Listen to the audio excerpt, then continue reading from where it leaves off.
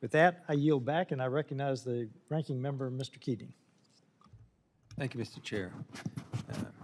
Just want to take a few minutes for a second round on a question. Mr. Coffey, what are the purposes of sanctions, generally? The purpose of sanctions generally are to raise the cost of doing whatever you're doing that the United States doesn't want you to do.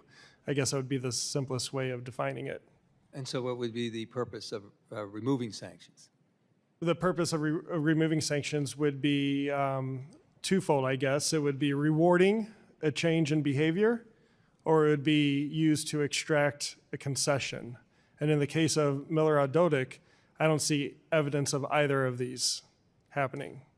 Sure. How would you describe the actions that led to sanctions on Dodik and his affiliates? Amateurish.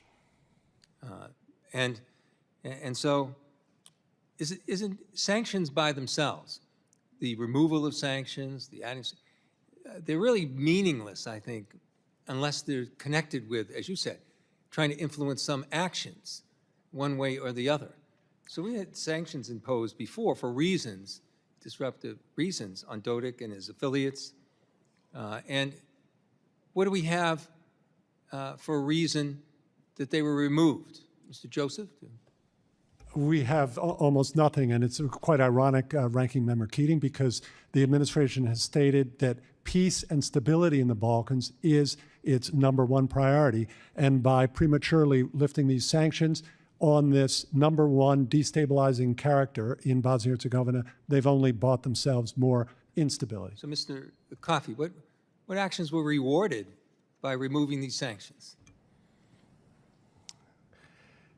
The actions that were rewarded, I guess, so you could infer hiring the right people, the right lobbyists to promote a certain agenda in this Would you town. mean?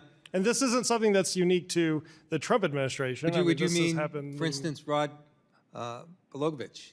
I'm sorry? Have you heard the name Rod Balogovich in connection Yes. with this? Yes.